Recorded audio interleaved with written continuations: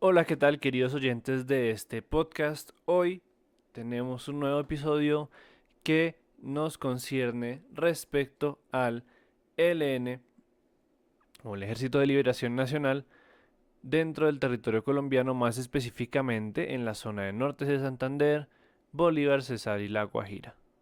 ¿Vale? Entonces, vamos a entrar a mirar un poco cómo es que afecta la presencia del Ejército de Liberación Nacional a la población civil en conjunto, al mismo tiempo, con la presencia del Estado o la fuerza pública regular colombiana. ¿Vale?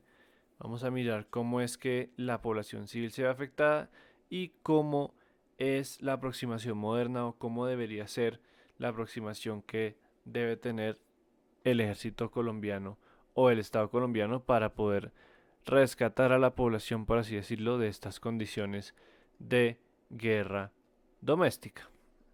Entonces, comencemos por una cosa importante y es que conceptualmente hay un fenómeno de profundización de la seguridad, es decir, securitización, pero esta vez desde lo más individual, lo más pequeño. Y es que vamos desde individuos, pasando por comunidades, llegando a naciones, y este es un enfoque que se fija mucho más en la parte un poco más social, más humana, de precisamente el sujeto de, eh, del estudio. Entonces, en este caso, nuestro objeto referente es la población civil. ¿Sí? Entonces, se da una securitización y esto se debe a que el Estado como tal tiene que justificar la guerra contra el ELN. No puede simplemente mandar a sus soldados a matar personas, ¿ya? Tiene que ser de mayor peso el hecho de que el ELN provoque la violencia a, pues a comparación de que pueda causar también un daño colateral hacia la población civil el enfrentarse contra el ELN.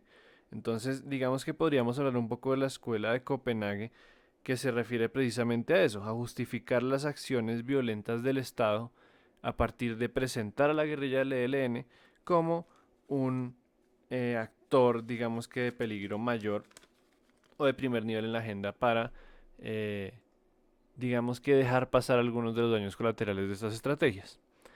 Por otro lado, eh, el pueblo o la población civil existe entonces en una batalla por tierra, dinero y legitimidad, digamos que entre el Estado y la fuerza guerrillera del ELN, ¿ya?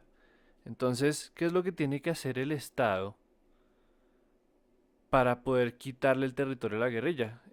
Por ejemplo, Maicao, en La Guajira. ¿Qué tendría que hacer el Estado para poder llegar a tomar el territorio sin que se lo puedan quitar de nuevo, como ha pasado? Entonces hay una frase que me parece muy ilustrativa y dice, Winning Hearts and Minds, o el que se gana el pueblo gana la guerra. Es el sentido, ¿sí? Entonces, básicamente, el Estado, además de intervenir con las armas, necesita ganarse a la población civil que está entre las dos partes.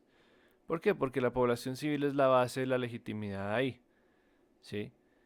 Y también representa un montón de facilidades, digamos que tácticas u operativas dentro del campo de batalla.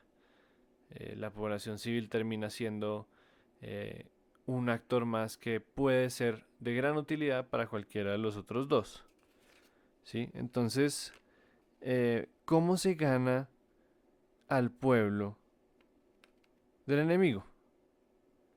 Tenemos primero que todo hacer una ampliación del concepto de seguridad, ¿sí?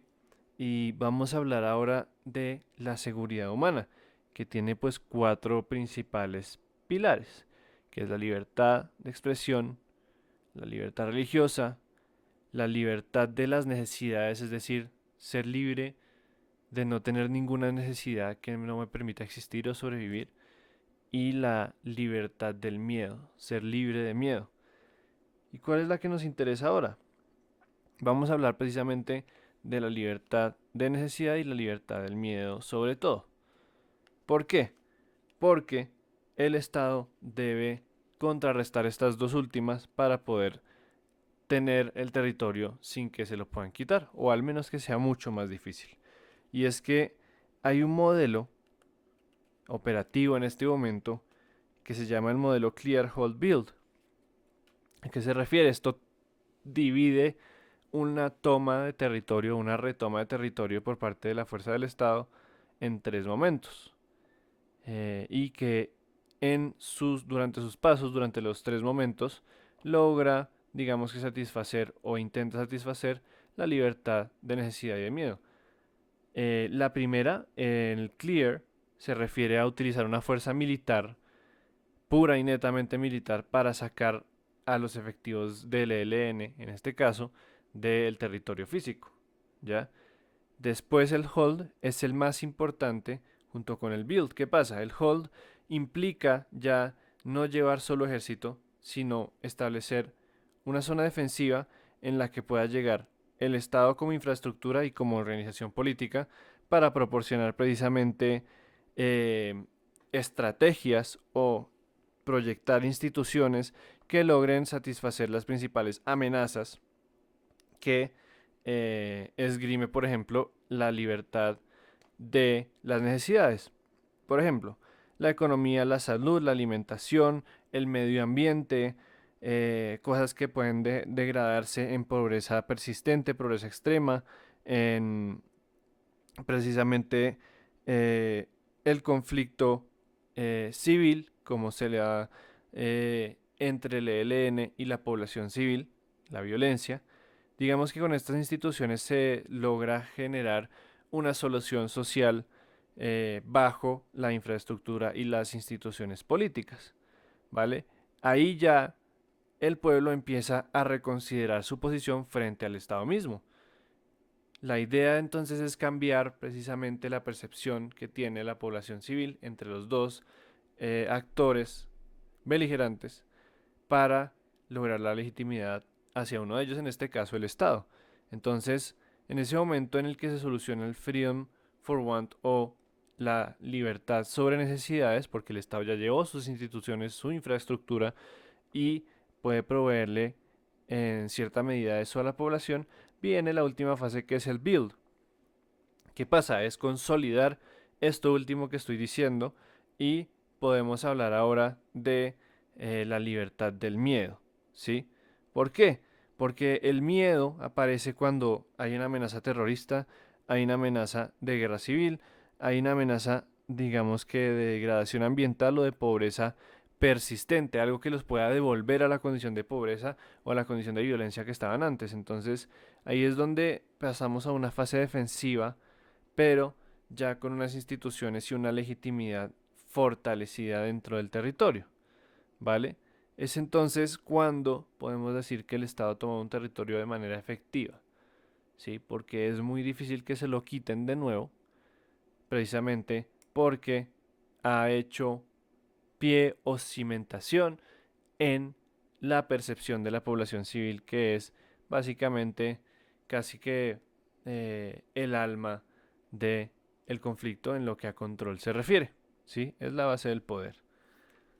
Ese sería por ahora, queridos oyentes, el capítulo muy breve sobre el análisis de el papel del ELN y del Estado colombiano a partir de lo que sería el concepto de seguridad humana, el concepto de profundización de seguridad y el modelo Clear Whole Build enfocado precisamente en esto. Muchas gracias y nos vemos en el próximo episodio.